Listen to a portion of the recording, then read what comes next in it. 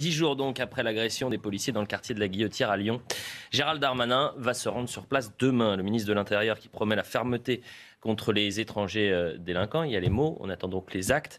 Qu'attendent les Lyonnais de ce déplacement du premier flic de France? On est allé leur poser la question. Écoutez. Moi, personnellement, je pense que c'est juste un truc de com. Là, il va passer, mais honnêtement, ça ne va pas changer grand-chose. Parce que ça a toujours été comme ça et que maintenant, c'est de plus en plus à cause des immigrés et des réfugiés. J'espère que ça va changer quelque chose parce que, en fait, ça fait un moment qu'on voit que la situation commence à devenir compliquée avec la violence. Et bon, c'est une bonne idée qu'ils viennent, mais je ne pense pas tout à fait que ça va changer quelque chose. La situation, elle est comme ça depuis des années. Qui se déplace, c'est bien beau. On a un maire qui ferme les yeux sur tout. Donc on voit la tension dans le quartier, les flics qui se font agresser la dernière fois. Ce qui est terrible, c'est le décalage qu'il y a. Alors, c'est pas forcément Gérald Darmanin qui fait le job, en quelque sorte, en y allant et qui... Non, mais attendez, laissez-moi terminer. C'est-à-dire que là, il y va, il promet des nouvelles sanctions, etc.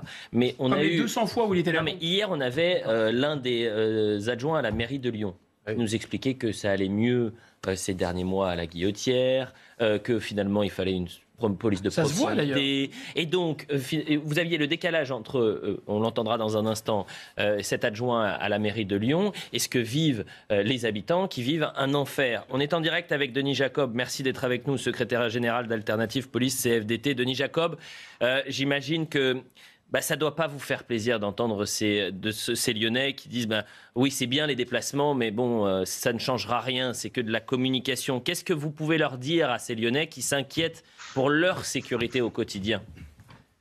Je dirais que les Lyonnais sont un peu comme le reste de la population française qui vivent dans des métropoles ou dans des villes moyennes où ils ont des problèmes de quartiers difficiles. Et la population française, elle est désabusée, un peu d'ailleurs comme les policiers. Mais est-ce qu'il faut pour autant dire que c'est de la faute de Gérald Darmanin? Je ne le pense pas, tout simplement parce que ce problème, je le pointe du doigt depuis des décennies, puisqu'il y a eu un désengagement des gouvernements, quels qu'ils soient, depuis la fin des années 90, où on a retiré la présence policière dans certains quartiers difficiles, où il y avait des annexes de commissariat qui étaient ouverts la journée, dans lesquels on avait un contact permanent avec la population de ces quartiers, qui était d'ailleurs notre première source d'information.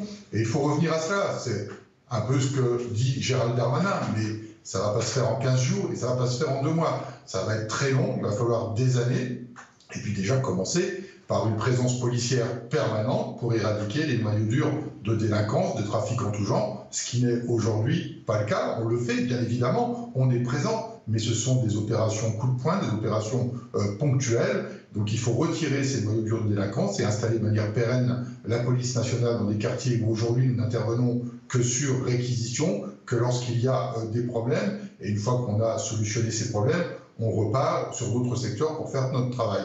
Donc voilà, donc Gérald Darmanin est dans cette démarche, mais je ne suis pas son porte-parole, je ne suis pas là pour faire son chargé de com, mais en tous les cas, on ne peut pas lui reprocher de ne pas avoir un certain volontarisme à essayer de trouver des solutions pour régler ce type de problème. Évidemment, Denis Jacob, et vous restez avec nous parce qu'on a énormément de thèmes à aborder. Vous entendrez le député Benjamin Lucas, que vous ne connaissez peut-être pas et que les Français ne connaissent pas, qui est un élu vert, qui était avant au Parti Socialiste et qui n'a absolument pas condamné hier les propos de Jean-Luc Mélenchon, à savoir la police tue. Vous